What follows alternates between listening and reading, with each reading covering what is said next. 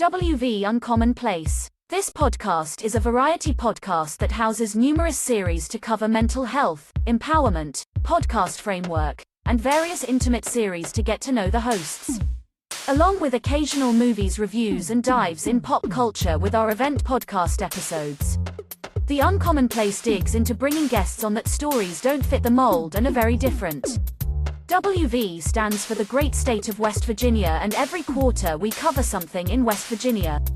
Stacy and myself, JR, are your hosts, so please come along for this venture to our Uncommon Place.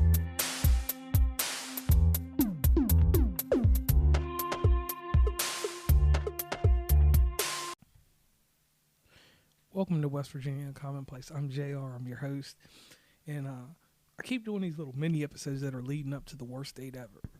And the reason that I'm doing these is because it tells you about places that I've been and how I got my dating prowess, how I set up a template, how I had, they call it? We called it in the mid-2000s starter kits, how I got my dates aligned. And some people switch it up and change it up. I never changed my formula. What I was doing at 14, I'm still doing to this day because, like anyone else, if it works, it works. And I mean, I changed up certain aspects of it for the people that I was dating, or the person I was dating, not people, person. Let me correct that. Person I was dating at the time. And tweaks and stuff like that happened, but it was the same bread and butter, just with some extra seasoning, like the dude that sprinkles salt on shit. Now, here we go. This next place we're going to talk about is the mall where I'm from, River Ridge Mall. Now, River Ridge Mall, located in Lynchburg, Virginia, just a normal little flat mall. It's a little bit more advanced now. It has less stores than it did back when I was younger because brick and mortar is not the way now. Amazon's taking that away. But we got a food court in our mall. We have a movie theater in our mall. Just like any other mall. We had a little fashion here and there. You know, they had the little stores that people would go in Spencer's to see risky stuff because we were teenagers. So a date when I was in middle school and early high school was you could go to the mall, go eat at the Great Steak and Potato, go see a movie. If you was balling or stunting, might even take her to buy something. I ain't saying I took anybody to buy nothing because I wasn't tricking like that. But inside our mall, during the wintertime, we had probably one of the best little train rides and the little Christmas stuff going on. We had the little hickory farms. It was enough stuff in there for anybody to do stuff and have a good time. Now, the aspect of this that ties into the date and stuff is that the mall was always a setup for great conversation. The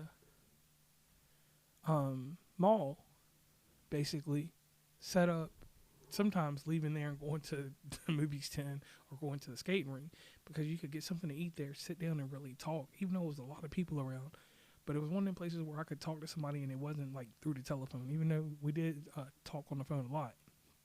It was one of those times that you just close to somebody. So the food court was my favorite place to go on a date if I was really trying to get to know the person or the lady, or if she was from another school and we didn't see each other at school, because it was an open atmosphere and she could bring her girls. I could bring one of my crew members or the other two, because there was only 4 of us all together. I mean, it was more than that, but 4 that I steadily kept around in my arsenal. And it made stuff a lot easier. And in doing that, basically, I just was able to just be myself. And, you know, I had a cushion of some people around me to make extra conversation if the person was not the person I thought they was, even though they was a different person on the telephone.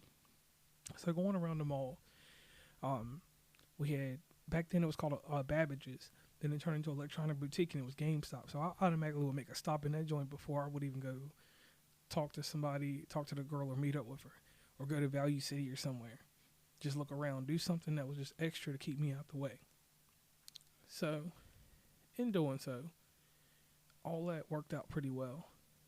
And then it came to a point of it was time to go to the next mall. It was time to go to Roanoke. Roanoke is our bigger city than Lynchburg, because they had 2 malls. They had Tanglewood and Valley View. Going on one of them trips, we had to ask somebody that had a car, or my mom took us. So my mom, on these trips to Tanglewood and Valley View, I knew nothing about these areas because, like, we went to Roanoke. It was just a flex. Like, be like, oh, my mom took us to Roanoke. We had a good time. Shit, we would go to Showbiz or Chuck E. Cheese or something extra, even though we was old, just because we was up that way. I mean, we had a Chuck E. Cheese or something like that, Showbiz, for a little bit, but anyway. So we would go visit them malls, and that's just a little tad bit about them. So going back to River Ridge Mall. So we had this store called Hecht.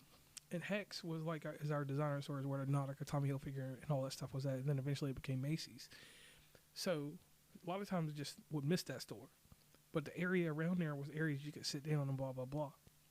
So a lot of times, you know, after you walked around for a little bit, you get tired of that stuff. And not knowing the transportation system, that, well, even if my mom would drop us off, a lot of us would just hop on a bus and go over to Movies 10 and go watch a movie once we learned how to do that right.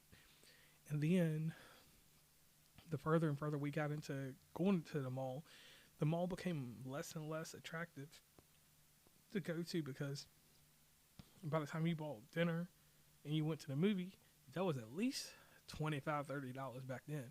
And that was a lot of money to come by back as a kid, because I had other interests and played sports and different shit like that. So I learned a long time that going to the mall was probably not always the best option to go to on a date later on in life. So that's where the River Ridge story and the mall story comes in effect.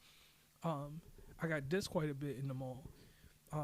Not the flashiest dresser, and I didn't always have the newest stuff, but I always kept my shoes and stuff in good condition. You know, I stayed fresh to death how I could. But you had a lot of competition in the mall, and it was, you know, a mentality of, that's not your chick, I can just take her type deal. So I kind of just got away from that. And I just was like, can't do this. Can't keep up with all this having to be in here, having the latest Air Max 95s and all this extra stuff. So the mall kind of fizzled for me there. But the lasting impression that I had on the mall was this: that great steak and potato with that Philly steak. Back then, everybody was watching a figure, but I was always a husky dude. Didn't matter what I did, so I knew I was going to eat that whole sandwich. So I would make a trip there because they season your fries with that Lowry seasoning and that Old Bay back then. And I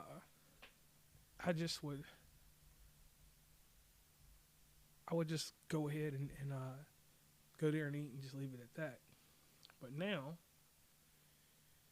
I would wish I had gone back and spent a little bit more time in the mall, because when I was in the mall, it was always a issue of me, and I gotta make sure I'm really interesting for this person and not always being myself. Sometimes I was out there doing some extra shit. Like, I would come in a joint, like I had on the Michael Jordan golf hat and some extra shit and some khakis, knowing damn well I just wanted to wear my motherfucking Union, excuse my language, I wanted to wear my Union Bay pants and my shit from Goodies.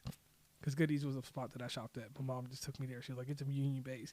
And back then we wore Jinkos, JNCO jeans, the mid-long alternative jeans with the chains and shit, dragging the ground. So, and then, you know, I went back to normal clothes.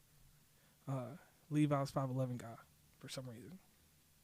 And, I don't know, the mall taught me that you can always have a quick lunch there. It's somewhere to meet, but it's not the place to continue your date. So the mall, for the rest of my life, would always be a place, even outside of River Ridge, when I'll go to Charleston Town Center Mall, Huntington Mall, or any mall across the U.S., even like right now. I go eat there, and I get out the mall as fast as I can because it has nothing for me there. And this is probably the shortest episode leading up into the other ones because, like I said, the mall was a situation that kind of got me a little anxious sometimes, you know.